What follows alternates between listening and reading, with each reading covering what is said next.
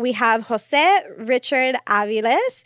He is an artist and urban planner, born and raised in South Central LA, and the host of Fruta Fresca podcast and your favorite, Tia Desmadrosa. A huevo. Welcome. We also have Michelle Morales. She is a bilingual school psychologist and creative healing artist who utilizes movement as a tool for healing and self-empowerment. Welcome. Thanks for having me. Yes.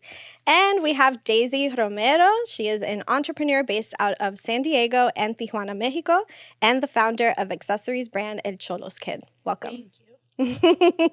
So I definitely wanted to get the conversation started around really Latinidad, because that's kind of what it boils down to, right? Are you Latino enough if you don't speak Spanish? Are you Latino enough if you're a certain skin tone? Are you Latino enough if whatever? Name your thing. So Latinidad is something that I think a lot of us are really questioning right now. I think it means different things to different people. I think there's racial connotations to it. I think there's xenophobic connotations to it. And we're all just kind of trying to figure out, is this the best term that defines us as an identity, as a people, as a culture? So, Jose, I wanted to start with you. Okay, qué fuerte, qué fuerte. Yeah, I wanted to start with you. Like, is Latinidad something that you really identify with, or do you think that it's just kind of not giving what it was supposed to give? I think that's a very real question, especially in this time and place, in the ways that we've also been racialized, right? Because one, we know that human races do not exist, in fact, but we are also racialized bodies and racialized people.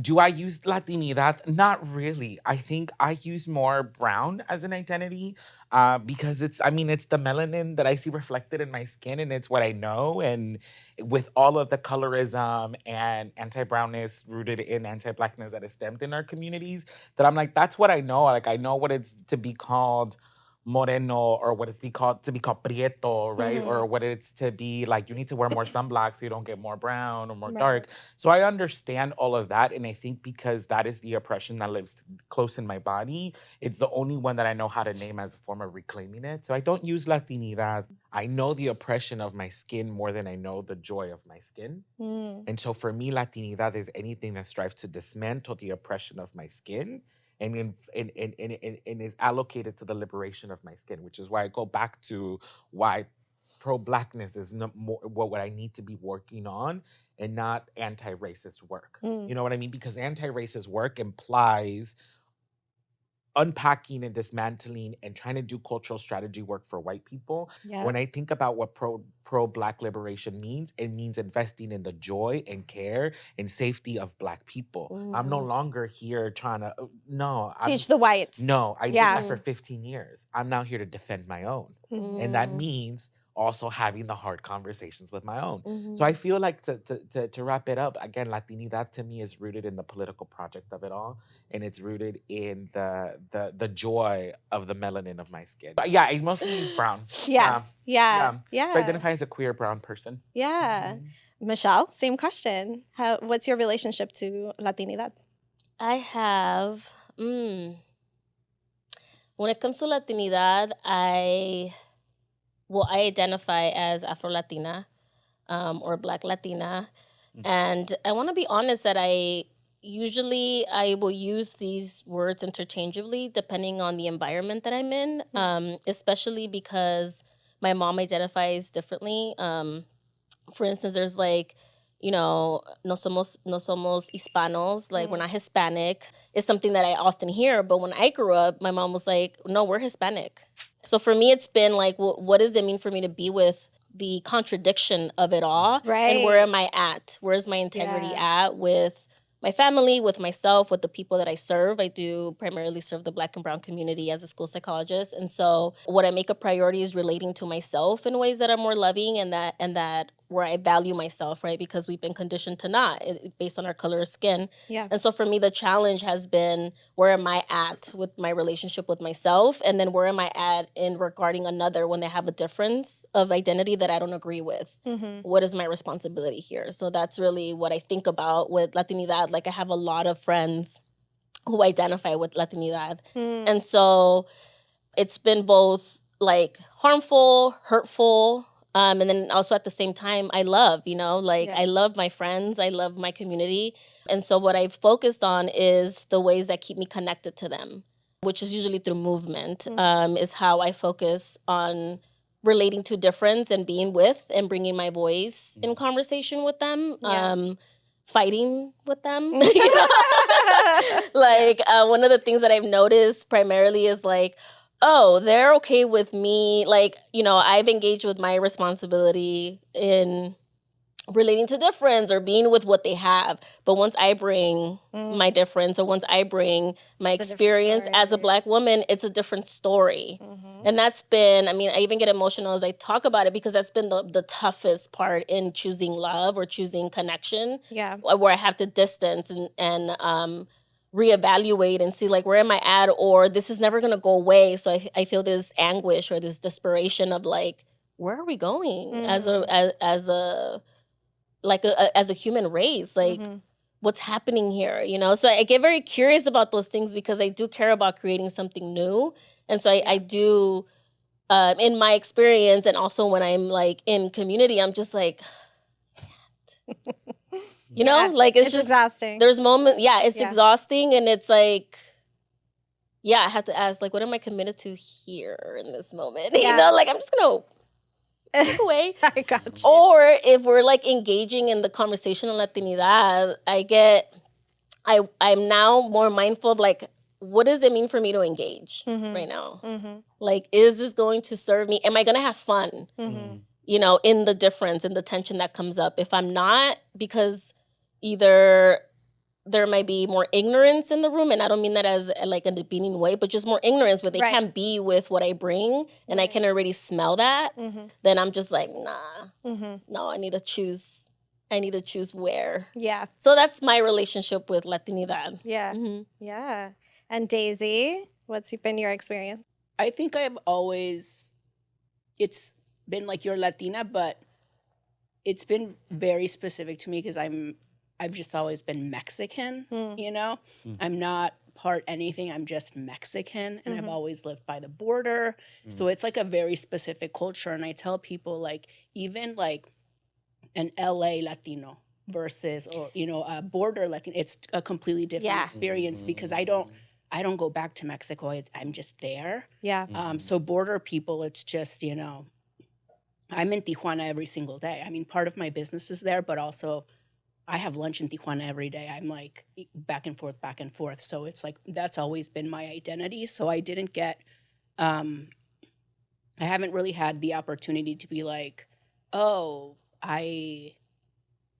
there's no one here that I identify with, at least growing up. Obviously, as an adult, that you go away to college and this and that. But, growing up, my formative years have always been like, you're surrounded by Mexicans and you're Mexican. Right. Most Americans, we'll just stick to America for now. Most Americans have a very particular look and stereotype of what a Latino is, right? Most of the time, it's like my skin tone, light skin, brown, maybe curly hair, maybe straight hair. And they don't really have a lot of room for the in-between, right? They don't have a lot of room for the gray. They don't have a lot of room for, like, all of the skin tones that we are and all of the racialized identities that we are. So I want to know from y'all, what is the marker of being Latino based on all of our experiences, based on the culture that we're in? Why does the marker keep shifting and changing? Where is the line? At what point do you stop being Latino? And what I now know about racialization and how race was constructed in the world, really, one would assume then I must then be, based on that logic, multiracial. Right, because there's like a colonizer ancestor and there's an indigenous ancestor and some of the lineage of who I am as a person. But I can't say multiracial in the context of the U.S. because it implies white. Right. White and. And I'm like, well, that's not who I am. Right.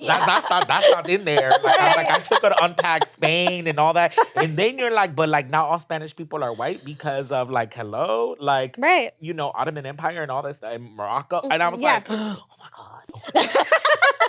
We mentioned Latinx.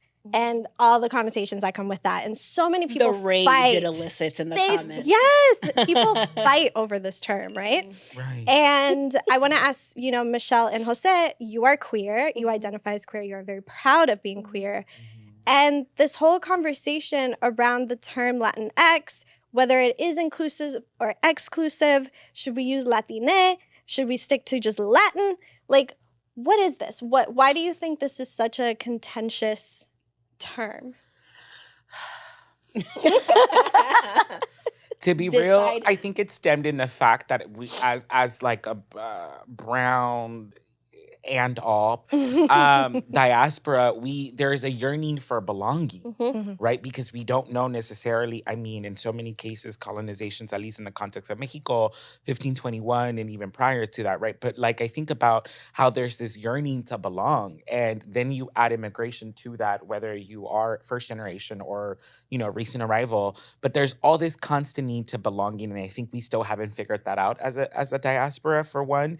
And I think also my favorite, well, not my favorite, but I think the funniest thing is that the folks who are the most mad about Latinx, which was a term that was created to be more inclusive of gender, are straight people. And I'm like, fool, this isn't even about you, right? And I think for me, I also am a firm believer of like, I don't appreciate cancel culture because it doesn't allow for nuance of relationships. Like I use they, them pronouns, but my mom calls me son and he, him, and I'm not going to cancel my mom. Like I know the relationship I have with my mother. I know that she is nurturing a femme spirit when she braids my hair and makes trenzas, or when she gets a bunch of face masks and saves all the floral ones for me. Like she is seeing the queer spirit that I am. So if you call me he, him, it's fine. I use that, I think, the same way to apply to the term Latinx and the constant discourse. Like I know who I am, girl.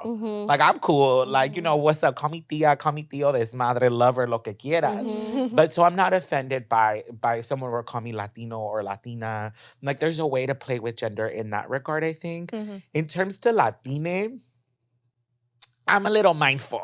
And the only reason I say that is because Latina is such a Latin American term that it was created in Latin America. Latinx comes from the academy, comes from the academia. And there's a moment in time where folks were spelling right, arroba, because they had the A and the O. So it was like, so there's been different morphologies of the term. It's evolved a lot. It's evolved a lot. Yeah. And I've always, again, we were making a joke offline, but like, how do you pronounce it? Like, are we gonna pronounce this in Spanish and English and Spanglish? Right. Like, and there's no consistency around that either. So it's just so much like those aren't the real battles. Like to me, like I need you to take this energy around Latinx and remorphose it and to put it towards the U.S. imperialist system that caused a lot of the immigration of a lot of our diasporas. First of all, put it to the colonizer. I think more of Latinx more than an identity as a political project, but I'm learning to identify what is part of that politic, right? So yeah, I again I'm mindful of Latina because of coming from Latin America. I don't want to be a neo-colonizer and be like, oh, cute, adopt. Because that's so easy to do. You know what I mean? I definitely use Latina in Mexico more. I'm taking a class right now called Racismo y Xenofobia en el Contexto Mexicano, which is a certificate program through La UNAM. And one of the cool things that came out of that conversation was that we cannot talk about racism in the singular form, that we have to talk about it in the plural form, because what we're mistaking is racialization with racism. Yes. And racialization is the ideology that human races exist and that they're different. Racialism is then taking these differences and and adding hierarchy to them. Caste. And then the racism is a practice to maintain the hierarchy. Yes. So there's all these different concepts. And I say that to say that, like, for example, one of the biggest lessons that I've had to learn through these different trips to Mexico has been that the identities of my person only apply to the sociology of America. So when I know who I am as a queer person of color in the US, but I still am learning who I am as Moreno and a Jota in Mexico because it's a different sociology. Yeah. So I have to learn that. And I think the through line of it all, though, is queerness. Yeah. Because the queerness has made it consistent across the countries. And so it's been super cute to find a new sense of identity, but start within the queerness of it all. So I can be a Jota true in fashion in the same way that I'm a queer person here because it's so the same and yet different.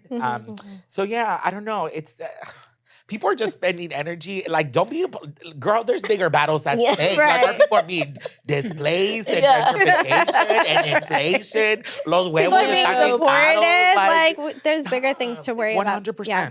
And I love that you said that, because personally, just linguistically, I use Latine just because it's easier for our people to understand 100. in Spanish.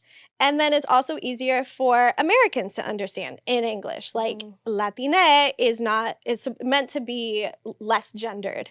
And our colonial languages, whether it's English, Spanish, Portuguese, whatever, they are gendered. And so if you want to be much more inclusive and make a statement, which really is what Latinx is, it's to make a statement, to get people to open up, to say, hey, there is more than just our gendered lives. There are people outside of these like traditional norms that we have created that deserve just as much respect as everybody else. But because people get so hung up on like, but how do you say it? And it's not inclusive and it blah, blah, blah, then we miss the point.